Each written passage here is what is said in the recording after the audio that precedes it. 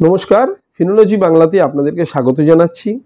যারা নতুন আসছেন আমার চ্যানেলে তারা প্লিজ চ্যানেলটাকে সাবস্ক্রাইব করে বেল আইকনটা দিয়ে রাখবেন। যখনই কোনো ভিডিও আপলোড করব নোটিফিকেশন আপনাদের কাছে পৌঁছে যাবে। পুরনো যারা আছেন লাইক শেয়ার কমেন্ট করে পাশে থাকবেন। ছোট্ট একটা ডিসক্লেমার, যখনই আমি আমার ভিডিওতে কোনো রকম স্ট্র্যাটেজি বা কোনো আন্ডারলাইং অ্যাসেটের সম্বন্ধে কিছু বলবো বা অ্যানালিসিস করব, সেটা সম্পূর্ণ আমার ওপিনিয়ন। আপনারা আপনাদের মতো করে চিন্তাভাবনা করে কেনাকাটা করবেন। এটা পুরোপুরি এডুকেশনাল পারপাসেই এই ভিডিওগুলো বানানো হয়। দেখুন, আমরা অনেকেই আমাকে বলছেন যে বাজারে যে এক্সপেক্ট আমরা করেছিলাম সেখান থেকে একটা বিরাট রেড ক্যান্ডেল আজকে দেখা গেল, এবং সেইটা নিয়েই অনেকটা হা হুতাশ আমরা করি। কারণ আমি বলেছি যারা নলেজটাকে কম রেখে শুধুমাত্র স্টকের পিছনে দৌড়ায়, কারণ দেখা গেছে যে স্টক যদি আমি আপনাকে কিনতে বলি বা আপনি আমাকে কিনতে বলেন, 4-5 মিনিটও লাগবে না আমার মনে হয়, যা কোনো একটা স্টক নেবো, বাইং এতে দেবো, দিয়ে বাই হয়ে যাবে। কিন্তু স্টক কেন কিনছি, কি জন্য কিনছি, মার্কেট কতদূর ওপরে যেতে পারে, সেই জিনিসটা প্রেডিক্ট করাটাই হচ্ছে মার্কেট। হতে পারে আপনার প্রেডিকশন সবসময় মিলবে না, কিন্তু সেটা তো কালকে কি হবে পরশু কি হবে সেখান থেকে না মিলতে পারে, কিন্তু একটা জায়গায় যেমন আসে যে আমার জিনিসটা ঠিক মতো করে সেই ইন্ডেক্সটা হোক বা সেই স্টকটা হোক সেই পথে হাঁটছে কিনা। হাঁটতে হাঁটতে নিচে নামবে, উপরে উঠবে, নিচে নামবে, উপরে উঠবে। যেমন আমি গত ভিডিওতে বলেছিলাম যে নিচে যখন যায় তখনও তো উপরে আসে, আবার উপরে যখন যায় তখনও নিচে আসবে, এটা স্বাভাবিক ঘটনা। এখন কথা হচ্ছে আজকের বাজারটা এতটা পড়লো কেন। আজকের বাজারটা কেন পড়লো সেটা বলবার আগে আমাকে বলতে হবে মার্কেটটা কি হয়েছে আজকে। মার্কেটে আজকে নিফটি ওপেন হয়েছে 25,410 পয়েন্টে, হাই করেছে 25,428, লো করেছে 25,286, আর ক্লোজ করেছে 25,327। মোটামুটি 90 থেকে 96 পয়েন্ট নেগেটিভ নোটে আজকে বন্ধ হয়েছে। তার সঙ্গে সঙ্গে আমি যদি দেখি যে ইন্ডেক্সগুলো কি করেছে, ইন্ডাইসেস যেগুলো ছিল সেক্টরিয়াল ইন্ডাইসেস, তাহলে PSU bank 1.34%, realty 0.63%, metal 0.51%, pharma 0.49%, health care 0.19%। আর এগুলো সব পজিটিভ নোট। আর নেগেটিভ নোটে auto 0.23%, IT 0.31%, FMCG 0.37%, media 0.42%, private bank 0.49%, financial 0.53%। আর মার্কেট পড়ে যাওয়ার পিছনে এইখানেই কিন্তু মেন জিনিসটা লুকিয়ে আছে। কেন? তার কারণ হচ্ছে আমার যে টোটাল যে ইন্ডেক্সটা যে তৈরি হয়েছে নিফটি, এই নিফটি ইন্ডেক্সের মধ্যে দেখা যাচ্ছে আমার যে ক্যাটেগরিগুলো থাকছে, ফিনান্সিয়াল হতে পারে, আইটি হতে পারে, অয়েল হতে পারে, এরা প্রথম সারিরা সব থেকে বেশি ওয়েটেজ হচ্ছে এই সমস্ত সেক্টরগুলোর। ফিনান্সিয়াল একাই তো নিয়ে আছে 36.82, অর্থাৎ আরেকটু গেলেই তো 50% হয়ে যায়। তারপরে আইটি আছে 10.51, অয়েল হচ্ছে 9.90। অর্থাৎ এই তিনটের ওয়েটেজকে যদি আমি একটা পাল্লাতে রাখি, বাদবাকি সমস্ত থাকবে আর একটা পাল্লায়, তবে গিয়ে ইকুয়াল হয়ে যাচ্ছে। এখন আজকের মার্কেটটাকে যদি দেখতে হয়, এই তিনটে যার মধ্যে সব থেকে বেশি ওয়েটেজ আছে সেগুলোর প্রত্যেকটার মধ্যে প্রচুর সেলিং প্রেশার ছিল, অর্থাৎ প্রফিট বুকিং হয়েছে। কেন? অর্থাৎ লার্জ ক্যাপে প্রফিট বুকিং হয়েছে। কারণ নিফটি পড়লো মানে কি, নিফটি কাকে রিপ্রেজেন্ট করে? প্রথম 50টা কোম্পানিকে। এবার প্রথম 50টা কোম্পানির সবই লার্জ ক্যাপ, তো লার্জ ক্যাপে আজকে প্রফিট বুকিং হয়েছে। আইটি বাড়ছিল, প্রফিট বুকিং হয়েছে। জিএসটি কমে যাওয়ার পরে এফএমসিজিতে একটা ভালো র্যালি দেখা গেছিল, প্রফিট বুকিং হয়েছে। তো ব্যাংকিংয়ে তো প্রফিট বুকিং হয়েইছে। তো এইগুলোর মধ্যে প্রফিট বুকিং হয়েছে, অর্থাৎ ফিনান্সিয়াল, আরটা যদি দেখা যায় এফএমসিজি, আইটি, অয়েল, রিলায়েন্স। আজকে যদি দেখা যায় আমি ফিনান্সিয়ালটাকে যদি দেখি, এইচডিএফসি ব্যাংক একা 13% পড়েছে। আমি যদি দেখি আইটির মধ্যে যদি দেখি টিসিএস, বা আমি যদি বলি টিসিএসে একটা ভালো কারেকশন ছিল আজকে। ব্যাংকিংয়ের মধ্যে আইসিআইসিআই ব্যাংক একাই 9% পড়ে গেছে, এইচডিএফসি পড়েছে 13%, আইসিআইসিআই পড়েছে 9%। অয়েল অ্যান্ড ন্যাচারাল গ্যাস যদি দেখি রিলায়েন্স একা পড়েছে 8%। তাহলে টোটাল যাদের ওয়েটেজ বেশি তারাই আজকে প্রফিট বুকিংয়ের মধ্যে পড়ে গেছে। সুতরাং নর্মালি মার্কেটটাও পড়েছে, ভালো মতো পড়েছে। কিন্তু পড়ে যাওয়া মানে এই নয় যে মার্কেট এখানে শেষ হয়ে গেল। মার্কেট তো শুরু করেছে, গতি স্টার্ট নিয়েছে ওপরের দিকে। টপ গেনারের মধ্যে আদানি এন্টারপ্রাইজ, এখানেও আমার বলা আছে যে আদানি এন্টারপ্রাইজে কেন আজকে এত ভালো র্যালি এসছে, তাও আবার কি 5.26% বলবো। তারপরে SBI life 1.23%, IndusInd bank 1.16%, Adani port 1.15%, Bharti Airtel 0.97%।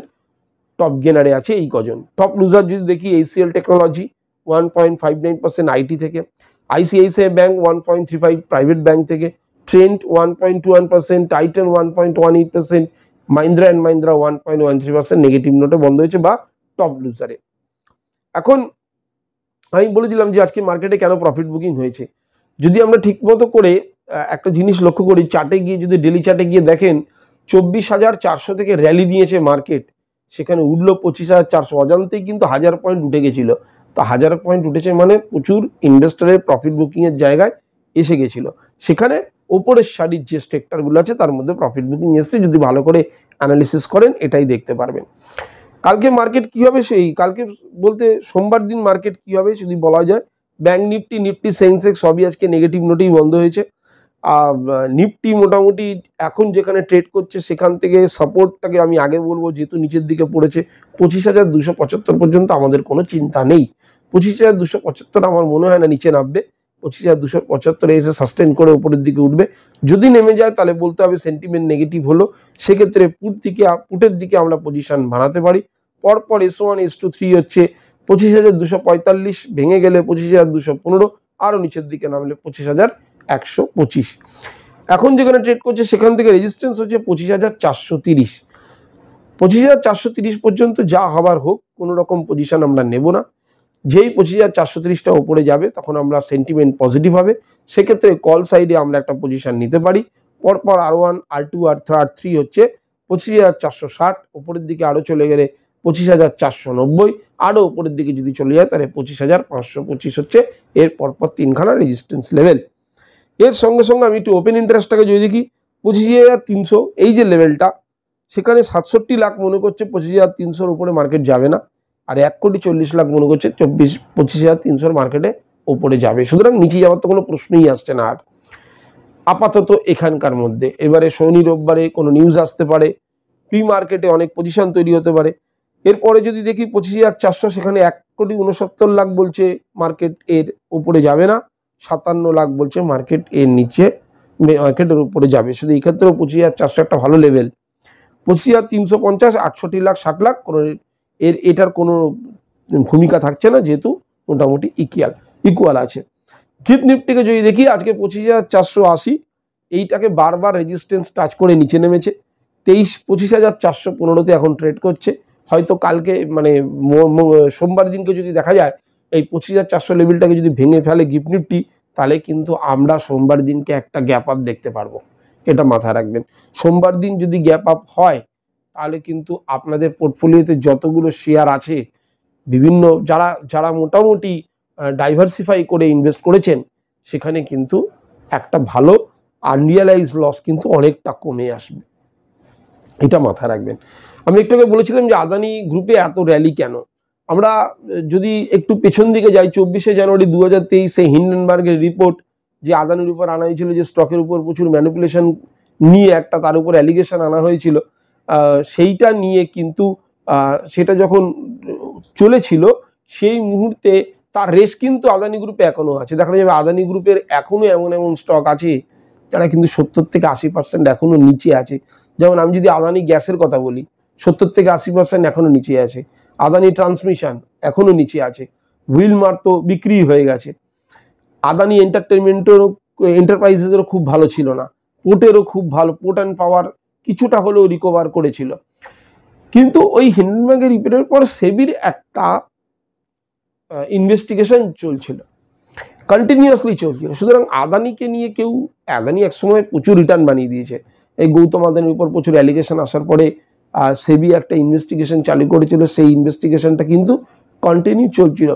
সেখানে দেখা গেল সেবি এর ফলে কিন্তু এলআইসির উপরে চাপ বেড়েছিল, কারণ এলআইসির কোথাও 10% ইনভেস্টমেন্ট কিন্তু আদানিতে আছে।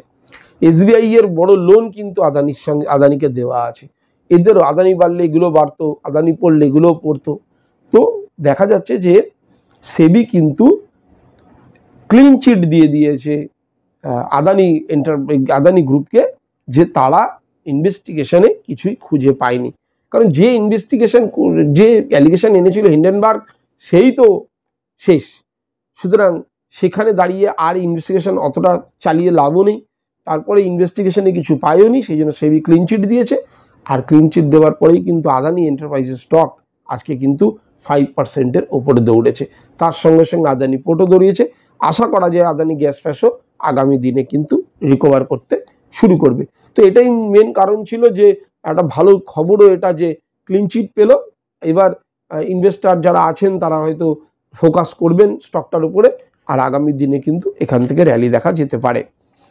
আমি একটা বিশেষ স্টক নিয়ে আজকে একটা আলোচনা করব। প্রত্যেকবারই একটা এডুকেশন স্টক নিয়ে মাঝে মধ্যেই আমি বলে থাকি যখন সুযোগ সুবিধা পাই।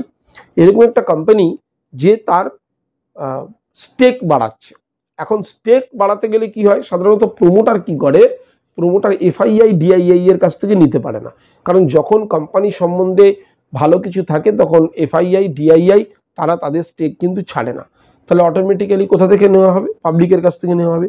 কিন্তু দেখা যাচ্ছে এই কোম্পানির যিনি প্রমোটার আছেন তিনি কিন্তু পাবলিকের কাছ থেকে কেনেননি। তাহলে কি করে স্টেক বাড়ানো যায়, এটা অনেকেই বলবেন আমাকে যে কিভাবে স্টেক বাড়ানো যায়। স্টেক তাও বাড়ানো যায়। কোয়ার্টার 1-এর রেজাল্টটা যদি দেখি এই কোম্পানির এপ্রিল মে জুন লাস্ট যে কোয়ার্টারটা ছিল 64%, 60 শেয়ার হোল্ডিং প্যাটার্ন ছিল 62% শেয়ার হোল্ডিং প্যাটার্ন কার না প্রমোটারের ছিল। এফআইআই 8% ছিল, এফআইআই বাড়িয়েছে 10%, ডিআইআই ছিল 11%, ডিআইআই বাড়িয়েছে 12%। তাহলে আবার কোথা থেকে স্টেক বাড়ানো? স্টেক বাড়ানোর কারণ প্রমোটার 1500 কোটি টাকা আরো বেশি ইনভেস্ট করলো কোথায়, নিজের কোম্পানিতে। তার মানে কি এইটা এরকম নয় যে নিজের যে শেয়ারটা আছে সেই শেয়ার থেকে কিনে নিল, এটা হচ্ছে আরো extra investment. Extra investment promoter কখন করে, যখন তার কোম্পানি ভালো চলতে শুরু করে। স্টেক কিভাবে বেড়ে যায়, যদি বলা যায় 100%-এর মধ্যে এটা ওটা তো করেই রেখেছে। স্টেক বাড়ানো যায় যদি এক হচ্ছে আমি কোনো এফআইডিআই এর কাছ থেকে বা পাবলিকের কাছ থেকে কিনে স্টেক বাড়াতে পারি। আদারওয়াইজ আমি এক্সট্রা ইনভেস্টমেন্ট আনলে কি হবে, ইকুইটি শেয়ার বাড়বে, সেক্ষেত্রে তার স্টেকটা বাড়বে। ধরুন 100টা শেয়ার ছিল, 50টা শেয়ার আছে প্রমোটারের কাছে, বাকি 50টা সবার কাছে আছে। তাহলে 50% শেয়ার কার কাছে আছে, 50% শেয়ার আছে সেই কোম্পানি প্রমোটারের কাছে। প্রমোটার মনে করলো যে না আমি আরো কিছু পয়সা এখানে ইনভেস্ট করলো, করার পর দেখা গেল যেটা দাঁড়ালো সেইটাকে যদি ভাগ করা হয় বা প্রপোর্শনালি দেখা হয় তাহলে দেখা যাবে যে প্রমোটারের কাছে স্টেক বেড়ে যাচ্ছে। অর্থাৎ এক্সট্রা টাকা এনে এক্সট্রা ইকুইটি শেয়ার বাড়িয়ে সেই ইকুইটি শেয়ার নিজের আন্ডারে করে নেওয়া, এটাতেই কিন্তু প্রমোটার নিজের স্টেক বাড়াতে পারে। কোন কোম্পানি নিয়ে কথা বলছি, কোম্পানিটা কন্টিনিউয়ালি 15% পর্যন্ত র্যালি অলরেডি দেখিয়ে ফেলেছে কয়েকদিনের মধ্যে, 52 হাই এর কাছে ঘোরাঘুরি করছে। আমি যে কোম্পানির কথা বলছি সেটা হচ্ছে পুনাওয়ালা ফিনকর্প। এই যে পুনাওয়ালা ফিনকর্প এই কোম্পানিটা আগে কিসে কাজ করতো, NBFC non banking financial company হিসাবে কাজ করত। অর্থাৎ দেখা যাচ্ছে যে ইন্স্যুরেন্স কোম্পানির এগেনস্ট লোন, এমএসএমইতে লোন, কোনো ফাইন্যান্সিং ব্যাপারে কাজ করত। এখন তারা গোল্ড লোনেও নামছে এবং গোল্ড লোনে তারা বলছেন যে 400 ব্রাঞ্চেস এক্সট্রা তৈরি করবেন। শুধু গোল্ড লোন নয়, এর সঙ্গে সঙ্গে তারা নামছেন কনজিউমার ডিউরেবলেও, যেখানে টিভি, ফ্রিজ ইত্যাদি যে জিনিসগুলো লোনগুলো হয় কনজিউমার ডিউরেবল লোনেও কিন্তু নামছে। সুতরাং এটা বলাই বাহুল্য বাজাজ ফাইন্যান্স, অবশ্যই বাজাজ ফাইন্যান্স অনেক ওপরের প্লেয়ার, তবুও বাজাজ ফাইন্যান্স, জিও ফিনান্সিয়াল এবং মুথুট ফাইন্যান্স এদের কিন্তু একজন ভালো কম্পিটিটর হতে যাচ্ছে পুনাওয়ালা ফিনকর্প। কারণ প্রমোটার যখন বুঝতে পারে যে কোম্পানি ভালোর দিকে এগোচ্ছে তখনই সে এক্সট্রা ইনভেস্টমেন্ট কিন্তু নিয়ে আসে। সুতরাং এই পুনাওয়ালা ফিনকর্প এনবিএফসিতে যেটা ছিল তার সঙ্গে সঙ্গে গোল্ড লোনে চলে এসছে, তার সঙ্গে সঙ্গে আসছে কনজিউমার ডিউরেবলে। সুতরাং অবশ্যই ফোকাসে রাখবেন, স্টাডি করবেন, কেনবার সময় অবভিয়াসলি নিজের অ্যাডভাইজার হোক বা নিজে যদি যা বোঝেন তাহলে নিজে বুঝে কেনবার চেষ্টা করবেন। এবার আসছে একটু ট্যারিফ নিয়ে। আমাদের যিনি সিএ আছেন নাগেশ্বরজি, তিনি কিন্তু বলেছেন যে ট্যারিফ যেটা নিয়ে আমাদের 50% ট্যারিফ চলছিল, 25% হচ্ছে রেসিপ্রোকাল, তার উপরে 25% ছিল যেটা পেনাল্টি চার্জ করা হতো। অ্যাকচুয়ালি সোজা কথায় বলতে গেলে রাশিয়ার থেকে তেল নেওয়ার জন্য। তো বলা হচ্ছে যে 25% যে ট্যারিফ সেই ট্যারিফ কিন্তু সরতে পারে নভেম্বর 30-এর পরে। নভেম্বর 30-এর পরে এক্সট্রা যে 25% যেটা পেনাল্টি হিসাবে নেওয়া হচ্ছিল, পেনাল চার্জ হিসাবে, সেইটা হয়তো সরে যেতে পারে। এবং এটাও বলা হয়েছে 25% যেটা বাকি থেকে যাবে রেসিপ্রোকাল ট্যারিফ, সেটাও আগামী 8 থেকে 10 সপ্তাহ হয়তো সময় লাগবে। সেখানে কিন্তু দেখা যেতে পারে এই 25% যে রেসিপ্রোকাল ট্যারিফটা আছে সেটা 10% থেকে 15%-এর মধ্যে চলে যেতে পারে। কিন্তু এটাতে সময় লাগবে 8 থেকে 10 সপ্তাহ, সময়টা কম নয়, 2 থেকে 3 মাস। সুতরাং এটা একটা ভালো খবর হতে পারে, বা আগামী দিনে যদি সত্যি এটা হয় তাহলে বলতে হবে কিন্তু ইন্ডিয়ান মার্কেটে কিন্তু একটা ভালো খবর, এবং তার জন্য যে গতিতে বাজার উঠবার চেষ্টা করছে তাতে কিন্তু গতি আরও ভালো পাবে। সুতরাং এই ট্যারিফের দিকটাও কিন্তু আমাদের একটু নজর রাখতে হবে। মার্কেটের দিকে একটু নজর রাখি। ডিক্সন টেকনোলজি 553 কোটিতে 51% অ্যাকুয়ার করছে কিউটেক মাইক্রো ইলেকট্রনিক্সকে। একটা ভালো খবর ডিক্সনের জন্য। যখনই কোনো কোম্পানি কাউকে অ্যাকুয়ার করে বলতে হবে যে কোম্পানির মধ্যে ভালো জিনিস চলছে। তার কারণ হচ্ছে একজনকে অ্যাকুয়ার করা, আরেকটা কোম্পানিকে অ্যাকুয়ার করা মানে টপ লাইন বাড়বে, মানে রেভিনিউ বাড়বে, সেলস বাড়বে, তো বটম লাইন বাড়বে, প্রফিটও বাড়বে। সুতরাং আমাদের নজর রাখতে হবে। টেগা ইন্ডাস্ট্রিজ 2000 কোটি টাকার ফান্ড রেজিং করবে ভায়া ইকুইটি শেয়ার ইস্যুয়েন্সের মধ্যে দিয়ে অনুমোদন পেয়ে গেছে। জোম্যাটো ইটারনাল, এখন জোম্যাটো নাম নেই, ইটারনাল। গোল্ডম্যান সাচ বলছে, গোল্ডম্যান সাচ থেকে বলা হচ্ছে যে টার্গেট প্রাইস আরও বাড়িয়ে দেওয়া হয়েছে, এবং অলরেডি এটা কিন্তু অল টাইম হাইকে হিট করেছে। অলরেডি রেকর্ড হাই যেটা ছিল ইটারনালের, সেটাকে অলরেডি হিট করে ফেলেছে, কারণ গোল্ডম্যান সাচ তাদের টার্গেট প্রাইসটাকে কিন্তু আরও বাড়িয়ে দিয়েছে ইটারনালের জন্য। আইপিওতে আসবার কথা চলছে কার্স 24, স্পিনি প্লেন, এইগুলো যে আছে, কার দেখো, এই 3টে কোম্পানি, এরা হচ্ছে পুরনো কারের সঙ্গে ডিল করে। এই পুরনো কারগুলো যারা বিক্রি করে তাদের সেই সমস্ত কোম্পানি, অর্থাৎ কার্স 24, কার দেখো আর স্পিনি প্ল্যান, এরা কিন্তু $1 বিলিয়ন আইপিও আনবার কথা প্ল্যান করছে রিপোর্ট ওয়াইজ। কিন্তু এবার আসবো অ্যাপোলো মাইক্রোসিস্টেম। অ্যাপোলো মাইক্রোসিস্টেম মৌ সাইন করেছে জুম টেকনোলজির সঙ্গে। এটা একটা খুব ভালো জিনিস, কারণ পার্টনারশিপ যত বাড়বে তত ভাবতে হবে যে বিজনেস কিন্তু আগের দিকে এগোচ্ছে। সুতরাং মাথায় রাখতে হবে। বিক্রম সোলার প্রোমোটার প্লেজিংয়ের মাধ্যমে লোন তুলছে এবং প্লেজ করছে কত, 30.4%। সুতরাং এইটা কিন্তু আমাদের মাথায় রাখতে হবে। বিক্রম সোলারে যাদের যাদের শেয়ার আছে তাদেরকে বলে দিচ্ছি, প্রোমোটার কিন্তু প্লেজ করতে শুরু করেছে। প্লেজ মানে তার ফান্ড তুলেছে, হতে পারে তার জন্য সে হয়তো বিজনেসটাকে প্লেজ করা খারাপ নয়, সব দিক থেকে হতে পারে তার বিজনেস বাড়াবার জন্য, কিন্তু এক্ষেত্রে দেখা যাচ্ছে কারেকশন কিন্তু অব্যাহত, আর এই সময়ই কিন্তু প্লেজ করছে। সুতরাং একটুখানি ফোকাসে রাখতে হবে এটাকে। বালাজি ওয়েফার্স বলবো, বালাজি ওয়েফার 10% স্টেক বিক্রি করার কথা ভাবছে, এবং এর জন্য অনেক বিদেশি কোম্পানি কিনবার জন্য উৎসুক। তার মধ্যে পেপসিকো, আইটিসি এবং টেমাসেক, এই 3টে কোম্পানি আছে বিদেশি কোম্পানি যারা বালাজি ওয়েফারের 10% স্টেক তুলে নিতে চাইছে। সুতরাং এইটার দিকেও আমাদের কিন্তু নজর দেবেন। এরপরে বলবো ওয়ারি energy.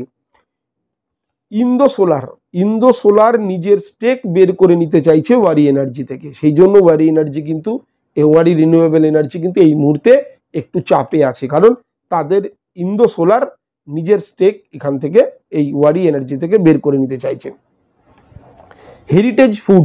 Heritage foods cards company, আমরা জানি যে চন্দ্রবাবু নাইডুর কোম্পানি হচ্ছে হেরিটেজ ফুডস।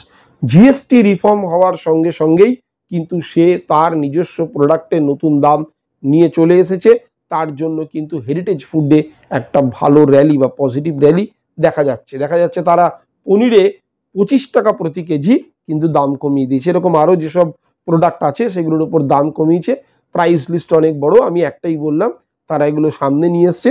সুতরাং আমাদের কিন্তু এটার দিকে নজর দিতে হবে।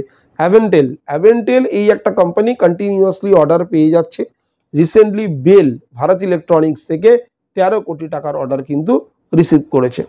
কোচিন শিপইয়ার্ড সাইন করেছে 200 কোটি টাকার কন্ট্রাক্ট ওএনজিসির সঙ্গে। এই জিনিসগুলো মার্কেটে নিউজগুলো না জানতে পারলে, শুধুমাত্র লেভেল দেখে কিন্তু কিচ্ছু হবে না। বারবার বলছি, মাথায় রাখতে হবে যে কোন কোম্পানি কোথা থেকে অর্ডার পাচ্ছে। যে যত বেশি নিউজ যার কাছে থাকবে মার্কেটে ডমিনেন্স কিন্তু তারই থাকবে। আম্বুজা সিমেন্ট একটা অ্যালিগেশন এনেছে জিএসডব্লিউ সিমেন্টের এগেনস্টে, সেটা হচ্ছে কাওয়াচ ব্র্যান্ডটা অ্যাকচুয়ালি আম্বুজা সিমেন্টের, সেটা জিএসডব্লিউ ইউজ করবার জন্য তারা কিন্তু একটা কোর্টে কেস করেছে আম্বুজা সিমেন্ট জিএসডব্লিউর এগেনস্টে। পাওয়ার গ্রিড ইউপি আর এমপি কাছ থেকে নতুন প্রজেক্ট কিন্তু আসতে দেখা যাচ্ছে উত্তরপ্রদেশ এবং মধ্যপ্রদেশ থেকে। তো সেইগুলোর দিকে, পাওয়ার গ্রিডের দিকে কিন্তু আমাদের নজর দিতে হবে, কারণ পাওয়ার গ্রিডও একটা রেঞ্জের মধ্যে বহুদিন ধরে ফেসে আছে। আদানি এন্টারপ্রাইজ যেমন একটা জায়গা থেকে এবার বেরোতে শুরু করলো, আশা করি আগামী দিনে পুরোটা বেরিয়ে আসবে। তো এইখানেও কিন্তু সেই জিনিসটা আমরা দেখতে পারলাম। কিছু বোনাস ডিভিডেন্ড স্টক নিয়ে আলোচনা করব। প্রথমে বলি মহারাষ্ট্র স্কুটার লিমিটেড 17,680 টাকা দামের একটা শেয়ার, ডিভিডেন্ড ঘোষণা করেছে 160 টাকা প্রতি শেয়ার। 22শে সেপ্টেম্বর হচ্ছে এর এক্স ডিভিডেন্ড ডেট। বসুন্ধরা রসায়ন 199 টাকা দামের একটা শেয়ার, ডিভিডেন্ড ঘোষণা করেছে 2 টাকা প্রতি শেয়ার। 19শে সেপ্টেম্বর হচ্ছে এর এক্স ডিভিডেন্ড ডেট। জি লিমিটেড লিমিটেড 177 টাকা দামের একটা শেয়ার, বোনাস ডিক্লেয়ার করেছে 1:1 অনুপাতে, অর্থাৎ যা শেয়ার আপনার কাছে থাকবে 30শে অক্টোবর হচ্ছে এর এক্স ডিভিডেন্ড ডেট, সেটা কিন্তু ডাবল হয়ে যাবে। পিভিভি ইনফ্রা 8 টাকা দামের একটা শেয়ার, একদম পেনি স্টক, স্প্লিট ঘোষণা করেছে 5:10 অনুপাতে, 5টা শেয়ার থাকলে 10টায় কনভার্ট হবে। দিব্যশক্তি 66 টাকা দামের একটা শেয়ার, ডিভিডেন্ড ঘোষণা করেছে 2 টাকা প্রতি শেয়ার, ডেট আপকামিং।